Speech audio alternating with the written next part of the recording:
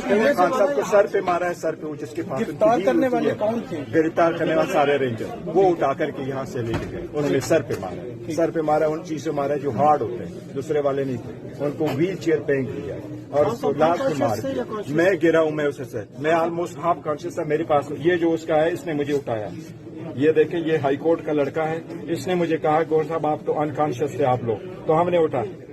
ये है, ये हाई कोर्ट के एम्प्लॉइज है, मुलाजिम है, रिजवान कामिल, उनसे पूछने वो लोग मौजूद थे, उन्होंने हमें उठाया। रेंजर ने खान साहब ऑलमोस्ट अनकॉन्शियस थे, लेकिन उन्होंने डायरेक्टली पेपर स्प्रे किया, उसको सर पे मारा, उसके पाँव पे मारा जो जख्मी था, उससे वो व्हील चेयर फेंका है और पुश करके ले गए।